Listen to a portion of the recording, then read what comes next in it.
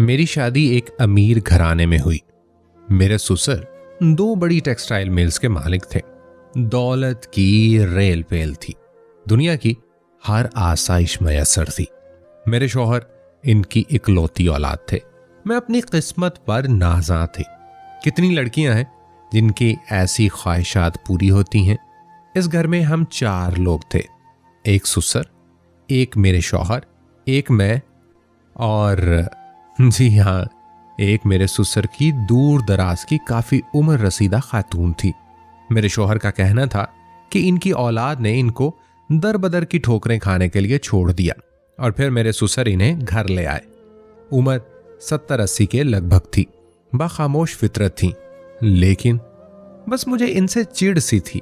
मुझे ऐसा मालूम होता था कि मेरी राजधानी में वो एक बोझ है। मेरे सपनों के महल नुमा में बदनुमा दाग है। मैं दबे दबे लफ्जों में अपने शौहर से इनको घर से निकालने का कहती, लेकिन ये तो मेरे ससुर का फैसला था। मेरे शौहर का कहना था कि इनके घर में दौलत की रेल पेल और बरकत अम्मा को पनाह देने के बाद शुरू हुई और अब्बू कभी भी ये बात नहीं मानेंगे। फिर अचानक मेरे ससुर का हार्ट अटैक से इंतकाल हो गया।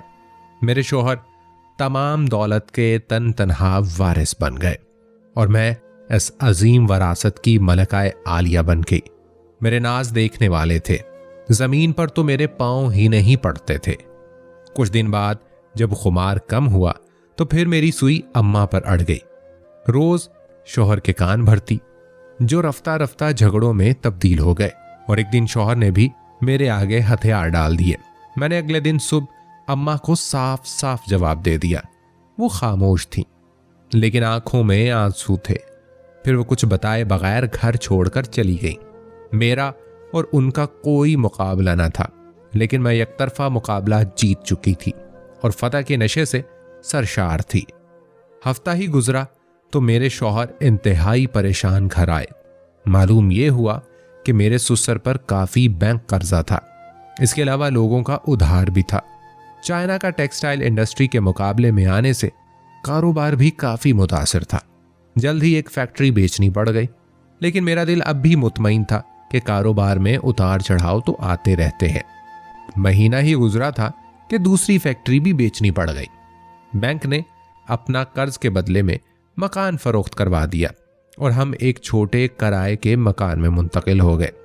मेरे शौहर ने बची खुची आमदनी से एक छोटा स्पिनिंग यूनिट खरीद लिया और इस तरह जिंदगी का पहिया चलना शुरू हुआ। मेरी सब शाहाना अमारत जमीन बोस हो गई। मुझे एहसास जुर्म ने घेर लिया। मैंने एक बेबस, लाचार और ज़ईफ औरत को बेघर किया।